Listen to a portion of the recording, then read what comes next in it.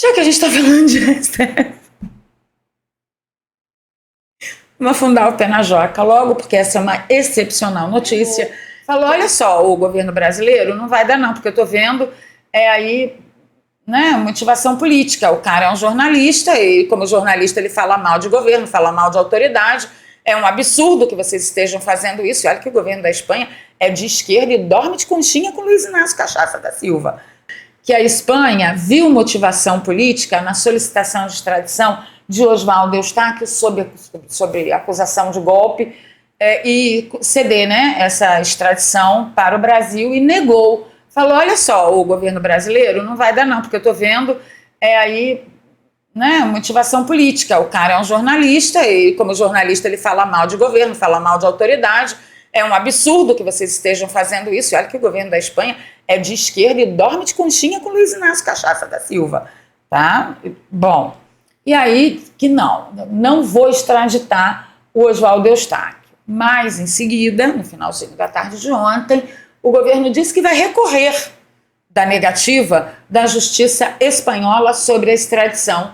E diz a matéria da Globo News que o Oswaldo Eustáquio participou dos atos golpistas e fugiu para o país. Claro que ele fugiu do país. Lógico que ele fugiu do Brasil e foi para a Espanha, porque se ele continuasse aqui, ele seria preso de novo, sem acesso ao devido processo legal. E o pior disso tudo, gente, é que o governo brasileiro não consegue provar num tribunal decente que nenhuma dessas pessoas participaram de golpe, tá? Mas essas pessoas que estão, né, exiladas, elas conseguem provar que aqui no Brasil ninguém tem acesso ao devido processo legal, a ampla defesa. Eles conseguem provar, agora o governo brasileiro não consegue.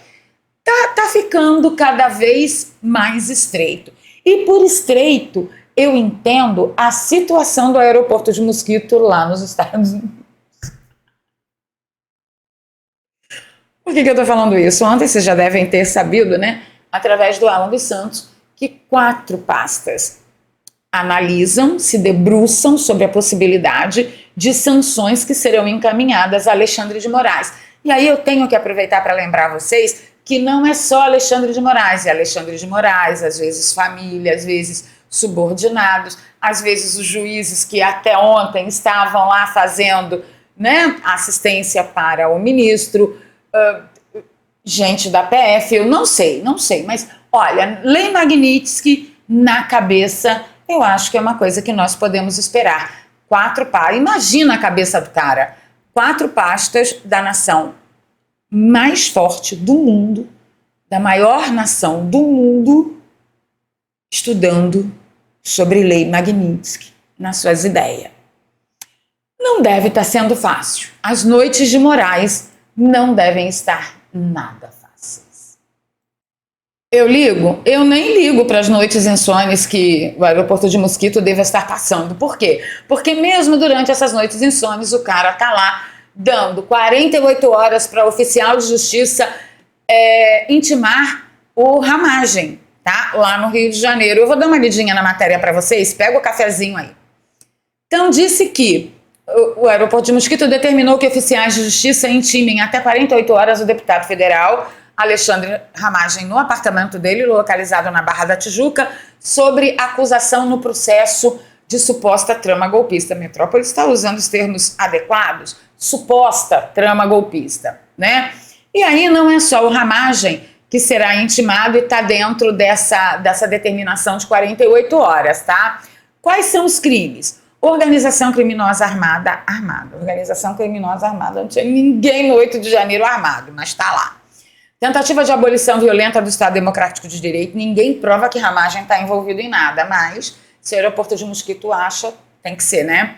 Golpe de Estado, famigerado golpe de Estado, dano qualificado pela violência e grave ameaça contra patrimônio da União com considerável prejuízo para a vítima e deterioração de patrimônio tombado. Ramagem estava lá. Ele não estava lá, gente, pelo amor de Deus. Bem, mais cedo ontem o Metrópolis havia apurado que, além do Ramagem, os oficiais também vão ter 48 horas para intimar Jair Bolsonaro, que está no hospital, General Braga Neto, né? além de outros 5 réus que já foram localizados e já receberam ciência da ação, que é o Mauro Cid, o Almir Garnier, Anderson Torres, Augusto Heleno e Paulo Sérgio Nogueira. Ou seja, eu estou preocupada com as noites insones do aeroporto de Mosquito? Não estou, né, gente? Porque não dá, né? Pelo amor de Deus. E tudo isso nos leva ao senhor Hugo Mota, que ontem resolveu fazer gracinha e tentar se mostrar um expert em termos de democracia nas redes sociais e disse o seguinte, abro aspas, democracia é discutir com o colégio de líderes as pautas que devem avançar. Em uma democracia, ninguém tem o direito de decidir nada sozinho. É preciso também ter responsabilidade com o cargo que ocupamos, pensando no que cada pauta significa para as instituições e para toda a população brasileira. Exatamente. A pauta da anistia significa muito para toda a população brasileira. Claro, né, que para esquerdista neuropata não significa nada, muito pelo contrário. Mas para a população brasileira de bem significa muito. É exatamente isso que Altineu deveria fazer lá. Vou remendar aqui a professora Paula Marisa. Eu, pauta Altineu, seu palhaço. E aí eu falei para o Hugo Mota lá na rede social dele. Até meu comentário já desceu. Eu escrevi lá, democracia é o povo mandando em você, palhaço. Pronto, e tenho dito. É isso aí. Deixa eu fazer um apêndice importante aqui, que não tem nada a ver com nada, mas tem tudo a ver com tudo. Gente, vocês ficaram sabendo que o ex-presidente do Peru foi condenado lá no Peru a 15 anos de prisão, porque finalizou o caso da Odebrecht lá, então chegou ao julgamento e ele foi condenado a 15 anos de prisão. Porque lá no Peru, caso Odebrecht, como da Odebrecht, é crime. Só que no Brasil, que um dia foi, mas agora não é mais. Né? Olha só que surpresa magnífica. A esposa do Holanda Humala, que foi, né, ex-presidente condenado na Operação Odebrecht lá no Peru, pediu asilo a Lula.